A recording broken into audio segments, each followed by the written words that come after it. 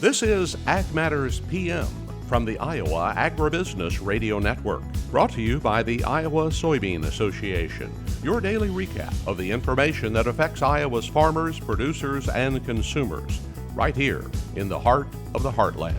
With reports from our award-winning broadcast team of Dustin Hoffman, Riley Smith, and Mark Magnuson. Now, from the IARN studios in Des Moines, here's Riley Smith. Well, good day and welcome to Ag Matters PM from the Iowa Agribusiness Radio Network. I'm Riley Smith. Today is Tuesday, April 18th, 2023. We're so glad you could join us for today's show. In today's episode, I talk with Iowa State University Dean of the College of Agriculture and Life Sciences, Dan Robison. We also have a check of that ag weather outlook, but first, let's run down the markets.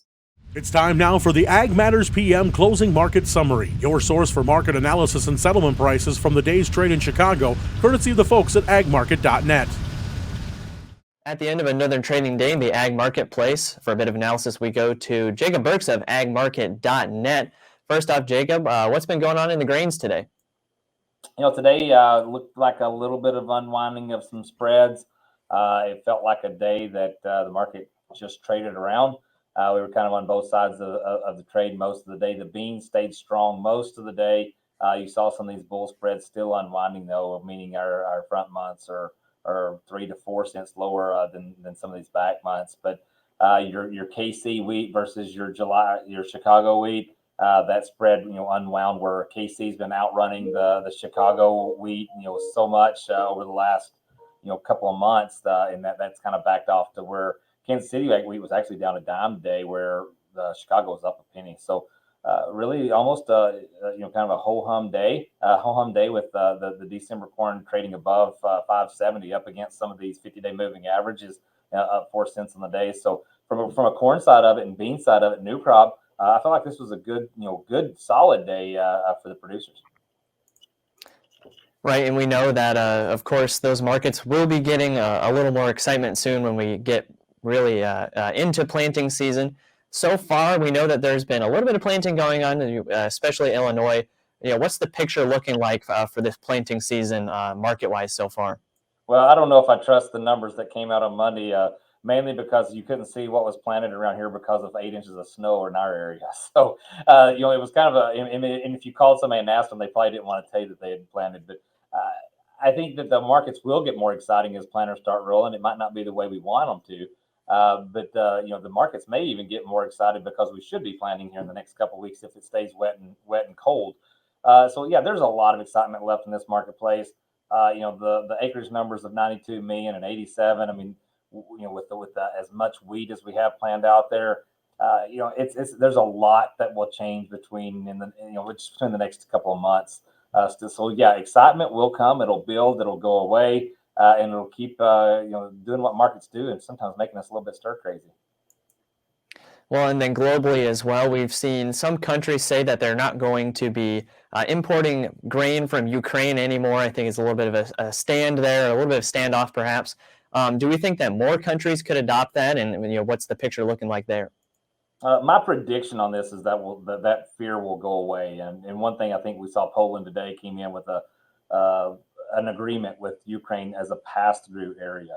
And I think that was the problem, is when you just go into Poland or in Hungary and the other places to just distribute some of that grain, that causes a major problem for them domestically in their prices.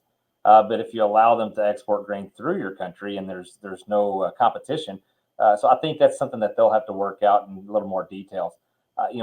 The Black Sea Treaty deal, that thing keeps us on our toes. The markets don't really react a whole lot from that fear now until something happens. It's kind of like the little boy that cried wolf for so long. But the problem's still out there. There's still fear that we don't see any type of agreement or any type of organized work together and the inspections, whether they're being inspected out in the middle of the Gulf or at the port. And there's so many problems with that to the point where not a lot of people are willing to send ships over there that could get caught as this treaty goes off the board. And then there you are. All right. And then how are things looking on the other side of the marketplace in the livestock complex? So let's talk about cattle and not talk about hogs, because that's more fun. The cattle continue to see cash lead the way. We continue to see the need and desire as moisture hits some of those western areas to want these feeder cattle. There's just a dynamic need. We saw box beef go up, I think $11.50 now from a week ago. So the demand has stayed strong, but the hogs just can't catch a bid. Even when you hear about China having more ASF problems, we're down $2.40 in June hogs today. Back towards the lows, did not make new contract lows from 3 or 4 days ago, but it's just something that it feels as though the trading community has a hold of this hog market, and it doesn't really matter about fundamentals right now. And that short position continues to get added to. Maybe that's what it felt like again here today. And of course, we're getting into the grilling season here pretty soon, and that should bolster both demand for cattle and the market that shall not be named, right? The market that shall not be named. I do like my pork chops, so I'll go ahead, and I love bacon. But I would say that just the production numbers. We hopefully we will continue to see demand pick up, and if you continue to see over $300 box beef, I think the demand, the disappearance will be going. Maybe we need to see a cold storage report or something and see that maybe we're surprised that that we have sold a lot more pork than what we're saying. But right now it just feels heavy. All right, Jacob, lots of great information today for those of our listeners and our viewers who would like to get in touch and learn more from the folks at agmarket.net. How can they do that? I would just encourage you to go to our website, look at the agmarket.net intel, take a look at our 30-day free trial there. It's all our commentary will be coming to you. From there, you can look at our team section, and you'll be able to connect to any one of us brokers that you choose. Thanks for the analysis today, as always, Jacob, and we look forward to hearing from you again soon. All right. Thanks, sir. Have a good one. Thanks for having me. All right. That again was Jacob Burks of agmarket.net. We'll go ahead and take a look at how those numbers close. That's courtesy of the folks at Bar Chart. May corn is up 1 even at 677.5. December new crop up 4 1/4 at 571 even. May soybeans up 2 1/4 at 15.19 1/4. November new crop up 8 even at 13.19 1/2. Soybean meal down 460 at 461.10. Soybean oil up 79 at 55.36. Chicago wheat up 1 1/2 at 698 even. Minneapolis spring wheat down 3 1/2 at 885 1/2. Kansas City hard red wheat down 8 1/2 at 881 1/4. May oats up 5 1/2 at 347 1/2. On the Merc, June live cattle up 32 at 165.20. May feeders up 75 at 211.50. May lean hogs down 217 at 78.82. Pork cutout down 102 at 85.35. June class 3 milk up 4 cents at 17.87.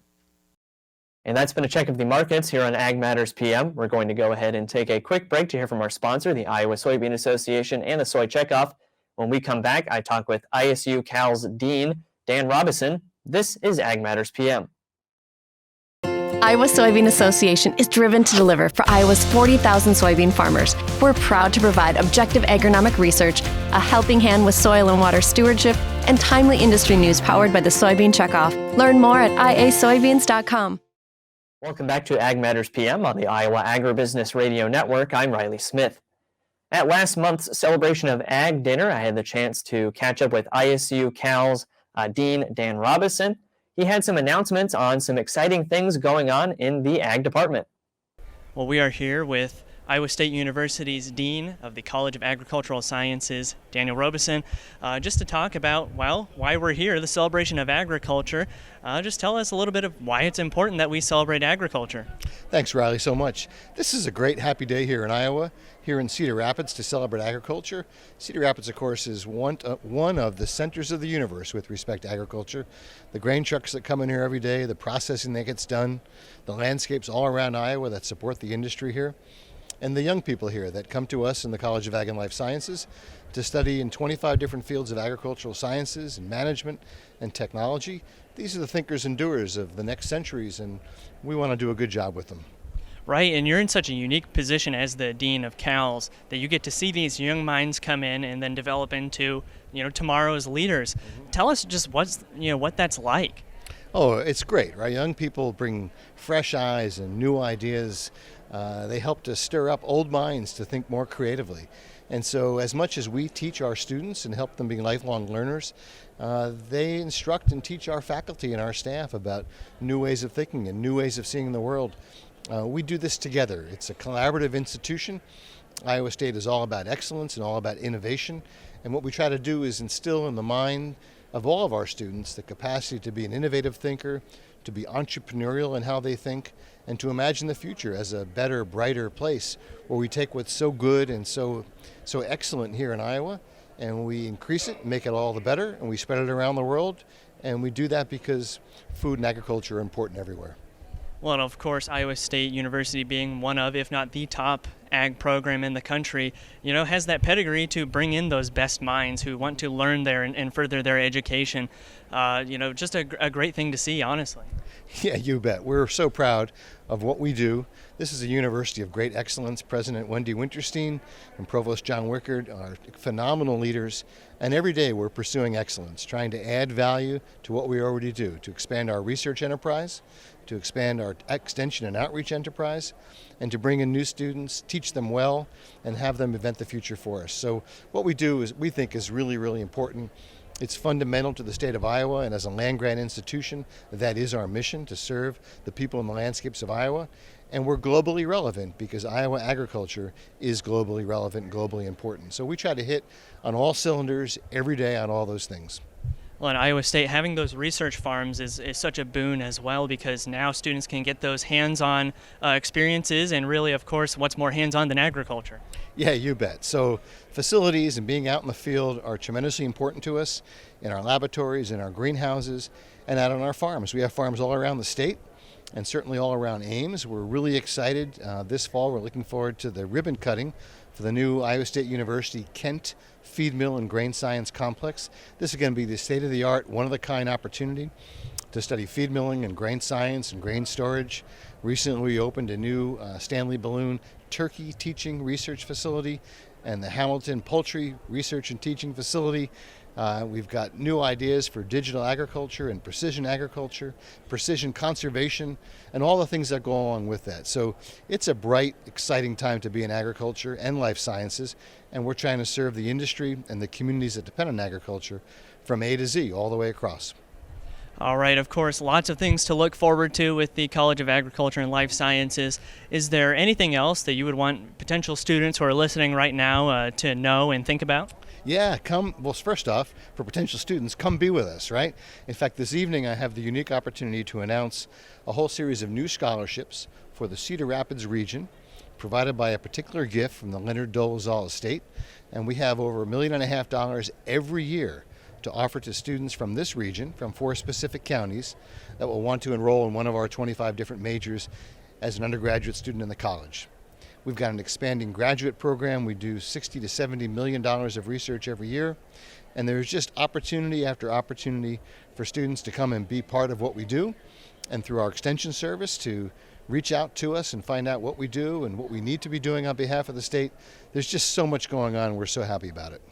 All right, and then for anyone who wants more information, whether about those scholarships or just the college in general, where should they go and who should they talk to? Yeah, so the first thing to do is to go online, as we all do these days, and look up Iowa State University, and then you can find the button for the College of Agriculture and Life Sciences, and there you'll find a general information contact number and contact email, and lots of specific contact emails and phone numbers to call to help people get into school, to help people find out what we offer, to find out about our research and our extension activities, and all the things that we do. All right, Dan, thanks for taking the time to visit with us today. You bet. And I have to say as well, we're celebrating the retirement of my great colleague, Vice President John Lawrence, who has served the university and the state so ably for 4 decades. And he's the Vice President for Extension and Outreach, and has done tremendous work. We're excited to celebrate with John and to welcome Dr. Jason Henderson as the next Vice President for Extension and Outreach. So these are more reasons for celebration. That again was Dan Robison. He's the Dean of the Iowa State University College of Agriculture and Life Sciences. As for right now, let's go ahead and take a look at that ag weather outlook. Well, these past 2 days, we've seen some sunnier conditions again, much nicer than the snow that we got over the weekend. Now looking at even tonight into tomorrow, kind of the rest of the week, we have some chances for showers and thunderstorms back in the forecast. So let's see what the National Weather Service has in store for the next 24 hours. As you can see from the National Weather Service, storms are back in the forecast. Today we have sunny and breezy conditions, highs ranging from the upper 50s to about mid-70s. Tonight will be partly cloudy and breezy with a chance for thunderstorms in some parts of the state. Lows ranging from the about mid-40s to about 60. Tomorrow there's a chance for thunderstorms across the state, highs ranging from the upper 60s to upper 70s. And taking a look at the affiliate weather map for tomorrow, Cherokee will see a chance for storms and a high around 69. Shenandoah storms and 77. Des Moines thunderstorms and 73. Waterloo thunderstorms and 68. Albia chance for storms and rain showers and a high of 73. Clinton much of the same, a chance for storms and showers and a high of 73. For more detailed forecasts in your part of the state, make sure to check in with your local Iowa Agribusiness Radio Network affiliate. That's been a check of the Ag Weather Outlook, and that also brings us to the end of this episode of Ag Matters PM. You can find all of our content on our website at iowaagnet.com. You can also follow us on social media at Facebook, Twitter, TikTok, and LinkedIn. And you can find all of our video content as well as previous episodes of AMPM on our YouTube channel. So make sure you subscribe and hit the notification bell to see when those videos go live. Don't forget as well our free Twice Daily Market podcast on Apple, Amazon, Google, Spotify, and Podbean. From the IARN studios in Des Moines, I'm Riley Smith. On behalf of Mark Magnuson and Dustin Huffman, we thank you for watching. This has been Ag Matters PM.